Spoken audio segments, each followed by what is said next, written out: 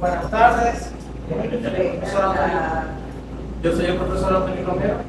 El día de hoy voy a dar una clase sobre las fuentes de derecho. ¿Podrían por favor presentarse? El psicólogo, Ricardo Che. el Maranaro, Oscar Pacheco. Bien, gracias. Sin más preámbulos, comencemos con la clase. El día de hoy nos corresponde hablar sobre las fuentes de derecho.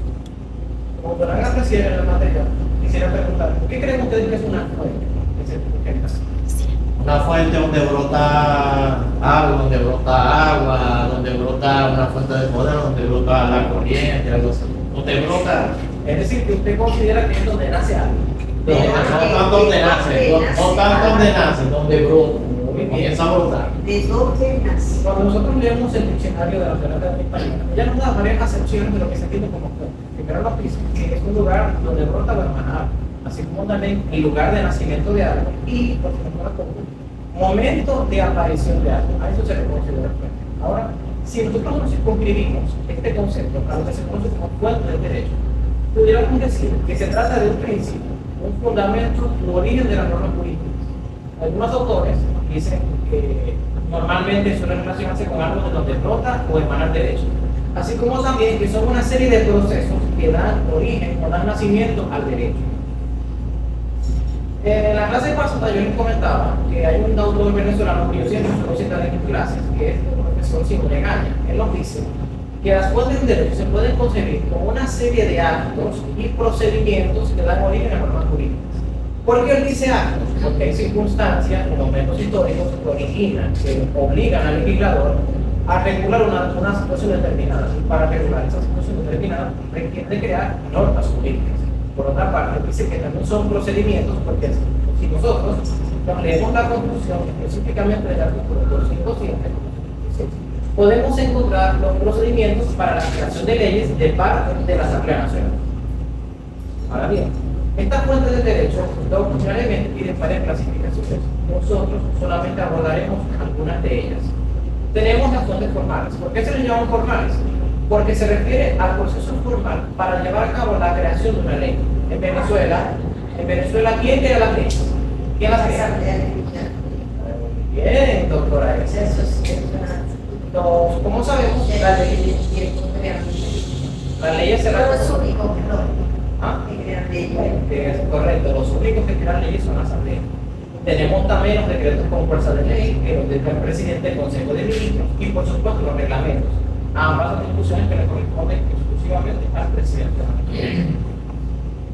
Decimos que son fuentes formales porque ya nacen a raíz de un proceso que ya está determinado, previamente establecido por una ley superior, como es en este caso la Constitución, que dice cómo se crean las leyes. Y luego tenemos las fuentes materiales. Decimos que son fuentes materiales porque son aquellas que nacen como consecuencia de actos presentes y pasados, de los que se deriva la creación, modificación o extensión de una determinada norma jurídica. Por ejemplo, cuando nosotros creamos la Constitución de 1929, ella fue creada a raíz de un acontecimiento histórico que es la Asamblea Constituyente, por la su ejemplo. Cuando se lleva a cabo una reforma constitucional, ella normalmente se origina a raíz de algo que la motiva. Una necesidad. Claro, cuando se consulta el pueblo. Cuando se consulta el pueblo, eso es un acto que de alguna manera crea una nueva ley. O cuando sucede un acontecimiento extraordinario y tenemos que regularlo, como el caso, por ejemplo, de la derogatoria de la ley de ilícitos cambiarios, que cuando se deroga esa ley, pues, ahora tenemos más libertad a la hora de transar con divisas, cosa que antes estaba prohibida por el control cambiario. ¿Vale?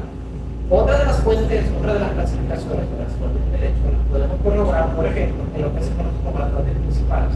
¿Por qué decimos que son fuentes principales? Porque estas fuentes tienen una aplicación preferente respecto de otras fuentes. Es decir, que primero las voy a aplicar a ellas y después a las otras. ¿Cuál creen ustedes que pueda ser una fuente principal? Y la Constitución, que es la pirámide. Bien, la Constitución, porque lleva normas superiores. Ella la clara, ella de dónde viene lo demás. De allí podemos entrar entonces lo que es la ley, los decretos con fuerza de ley, los reglamentos y por supuesto las sentencias que son vinculantes. ¿Cuáles sentencias en Venezuela son vinculantes? Las que son dictadas por las Muy bien. Y luego tenemos las fuentes auxiliares o subsidiarias. ¿Por qué le decimos auxiliares o subsidiarias? Porque primeramente no son de aplicación preferente, sino que vienen a complementar la ley o a llenar algunos otros vacíos. Por ejemplo, tenemos la costumbre jurídica, la jurisprudencia y en muchos casos la doctrina, porque ellas son consultadas para poder fundamentar adecuadamente una decisión. Ahora bien, a nivel general, en Venezuela existen varios tipos de fuentes de derecho. Tenemos en primer lugar la ley, en donde tenemos que enfocarnos estrictamente en la Constitución. ¿Quién, por favor, pudiera leer el artículo 7 de la Constitución?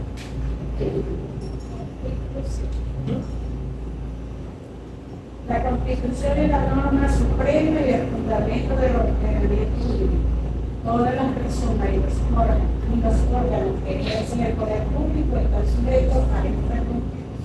Interesante. Ahora, ¿alguien podría, por favor, leer el artículo 202 de la Constitución? 202.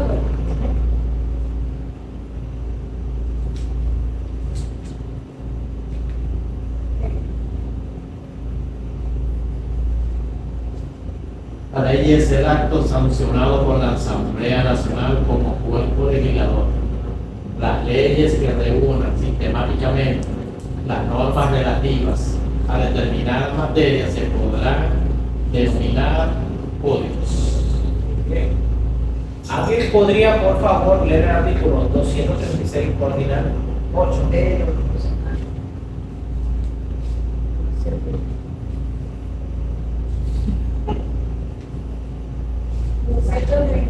Ordinal 8.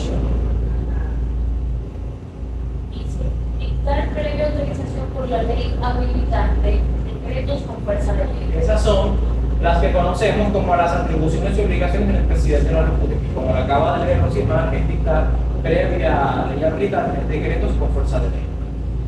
Luego, como otras las fuentes del derecho en Venezuela, tenemos la costumbre jurídica. ¿Qué creen ustedes que es una costumbre? La costumbre es un hábito que se realiza repetitivamente. Algo que yo voy a realizar repetitivamente, una conducta que yo voy a hacer de forma reiterada, que la voy a ejecutar como si se tratara de algo obligatorio. En Venezuela, nuestra legislación considera la costumbre jurídica como fuente. Algunas ramas del derecho las consideran fuentes subsidiarias y otras las consideran vinculantes. Por ejemplo, tenemos el caso del artículo 9 del Código de Comercio. ¿Quién pudiera, por favor, leernos el artículo 9 del Código de Comercio? Ella ve. La calladita no lo guarda. El artículo 9 dice, las costumbres mercantiles suplen el silencio de la ley cuando los hechos que la constituyen son uniformes, públicos, generalmente ejecutados en el República o en una determinada localidad y reiterados por un largo espacio de tiempo que aparecerá prudencialmente en los jueces de comercio. Fíjense, que en materia de derecho mercantil, en la doctrina o varias doctrinas disputadas, si se puede considerar como fuente vinculante o fuente de consulta. Pero la cosa está que la costumbre jurídica cumple un papel muy importante en el derecho mercantil. ¿Por qué? Un ejemplo típico de costumbre jurídica sería la ley de oferta y demanda, que es una costumbre que se maneja dentro del comercio. Ahora, fíjense que a nivel del derecho constitucional también podemos aplicar la costumbre. Algunos de ustedes que hayan vivido en los tiempos de la Cuarta República, por ejemplo, cuando teníamos la Constitución de 1991, la figura del vicepresidente no estaba expresa en la Constitución que existía. Por lo que cuando el presidente de la República tenía que hacer algún viaje de negocios, relaciones consulares o relaciones diplomáticas, no tenía la figura del vicepresidente, por lo que en teoría no existía, legalmente hablando, alguien que pudiera, no tiene un suplente, correcto. Entonces, ¿cuál fue el hábito o la costumbre que se manejó desde el presidente Rómulo Betancourt hasta 1999? Que cada vez que el presidente de la República saliera de viajes, dejaba designado al ministerio, al canciller, o en este caso al ministro de Relaciones Exteriores. Y eso fue algo que cada presidente de la República electo repetía de forma constante y reiterada.